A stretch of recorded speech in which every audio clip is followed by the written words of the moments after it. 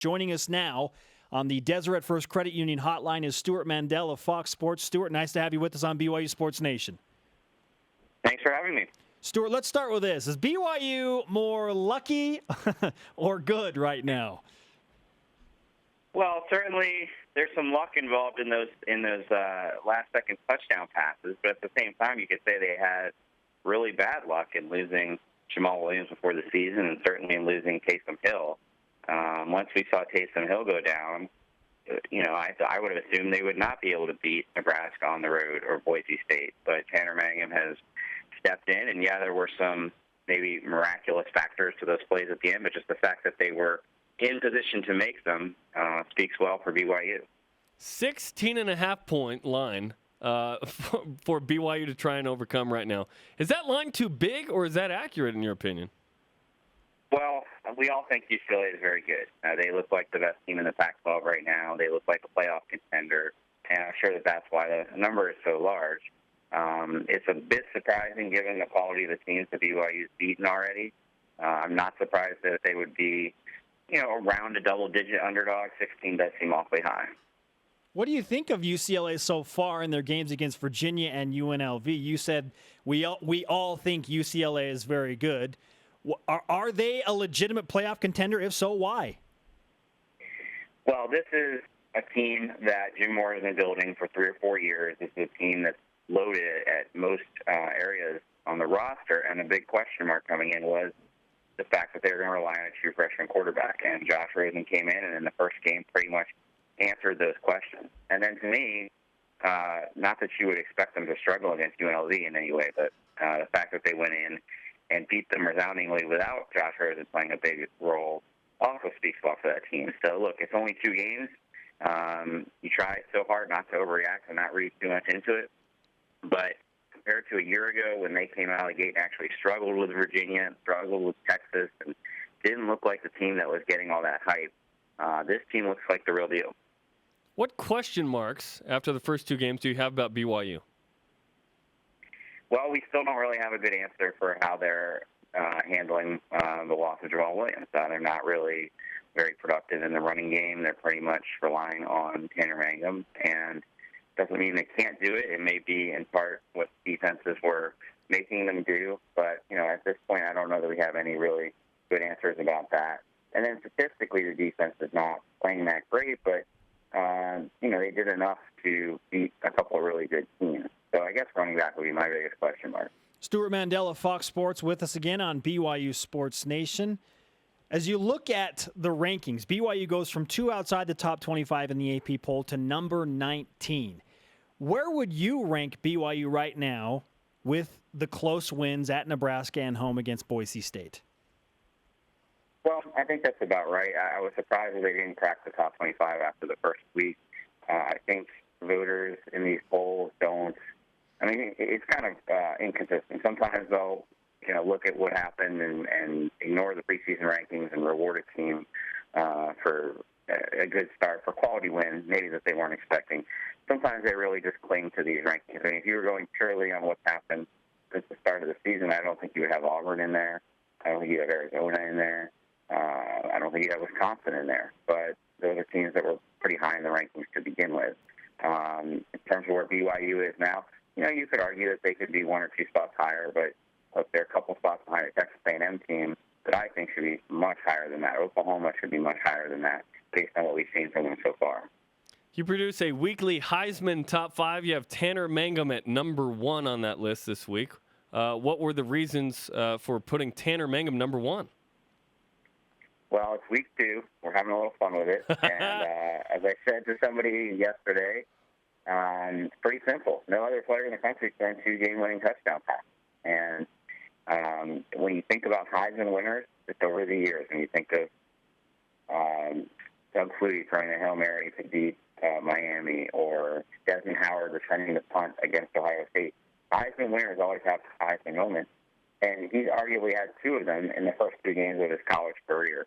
I think this week will mostly determine whether this becomes an actual legitimate thing and not some Fox Sports writers some little column in week 2. If you were to knock off UCLA at the Rose Bowl, I think a lot of other people would start considering him in that vein. And if it goes as the odds makers say it's going to go, I think that buzz would end pretty quickly. Stewart, BYU has quite the Twitter mob. You know it better than anybody. Anytime BYU gets mentioned, so you know that you made a bunch of friends when you put Tanner Mangum number one, right? They hated me over the summer during the realignment stuff, and when I was a little bit dismissive, and now they love me, I guess, again because of Tanner Mangum. Yeah, things are going well, so everyone's happy right now. Let's see how long it lasts. If BYU pulls off the upset and wins at UCLA and is 3-0 and has that win under the belt, what would that mean? It would mean they have probably the most impressive 3-game opening resume of anybody in the country. And we always knew this first month would be when BYU determines, or when they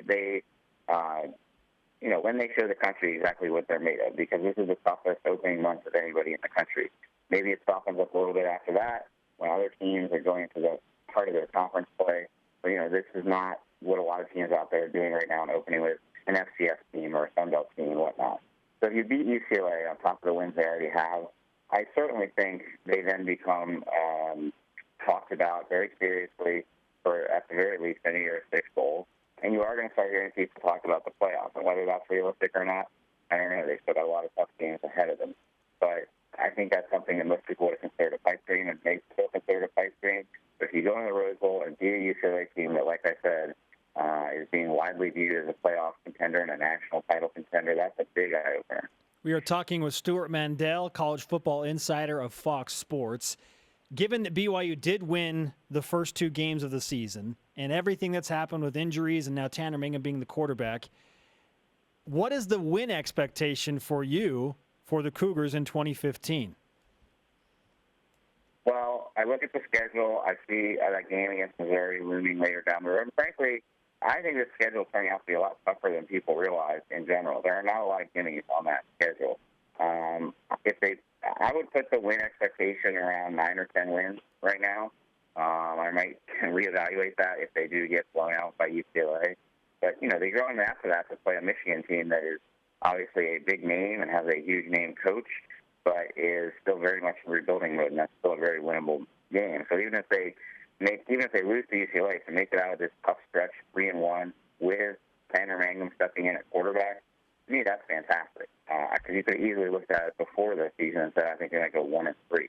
So that would be a fantastic start to the season, and one that would signal to me chances at a double-digit win season. Stewart, is it weird that Taysom Hill's not a story anymore? BYU wins those games, and all of a sudden, poof, very little conversation about Taysom? Yeah, I mean, it's bad with him, with James Conner at Pittsburgh, Malik Zaire at Notre Dame, all these guys who, we have the longest offseason in college football, 8 months to talk about what's going to happen in the season. So guys like Taysom Hill got so much coverage, and rightfully so, in the preseason. There's a huge feature on him in USA Today. And then the injury happens, and they're just forgotten about. And that's sad, but unfortunately, the mentality in college football is next man up, next man up. And Notre Dame's already turning the page. That was a devastating injury in Malik Zaire last week. They're already turning the page and welcoming in the redshirt freshman. And in BYU's case, I think it certainly contributed to it that Tanner Mangum not only stepped in, but threw a game-winning Hail Mary in the same game that Taysom Hill got hurt. So now the attention has completely shifted to him because he's a pretty remarkable story right now. Stewart Mandel of Fox Sports with us. Follow him on Twitter at @SLMandel. BYU and Utah just announced an extension to their series. They will open the 2019 and 2020 seasons against each other. When you look at that BYU-Utah rivalry, where does it stack up to some of the other major college football rivalries in the country from a national perspective? If you know the rivalry, you know how much the fans are into it. It is absolutely one of the most intense rivalries in the country. I don't think it gets a lot of the national attention because, Alabama-Auburn is often for one of those teams is often in the national title race, if not both. OU Texas has not had that luster recently, but it has in the past. Ohio State Michigan has had that in the past. BYU Utah, that game is not usually for those kind of stakes. Really, the only ones that come to mind are when Utah was playing for undefeated seasons in the BCS era. What would be great is if we did have, when they come back and they start playing each other, did have a game where playoff implications were there for one or both teams, that would certainly bring a lot more attention to that rivalry nationally. But believe me, you mentioned the BYU fans on Twitter, from Matt, from radio appearances I do in Salt Lake, whatnot, I know very well how intense that rivalry is. Stewart Mandel of Fox Sports. Catch him on the Audible podcast. When and where can people listen to that podcast, Stewart? Yeah, the Audible is on iTunes, and we encourage you to subscribe. Myself and Bruce Feldman. We do 2 a week. They usually go up on Tuesday and Thursday. FoxSports.com. Check it out, the Audible podcast. Great stuff, Stewart. We appreciate the time and the insight. And for more than 12,000 Twitter followers on BYU Sports Nation, I think you are their friend right now. We hope that it stays that way. I'm doing my best. In fact, I'll be at the game Saturday, so I'll be. They can follow me during the game for updates from the stadium. Sounds good, Stewart. We'll look for you on the sideline.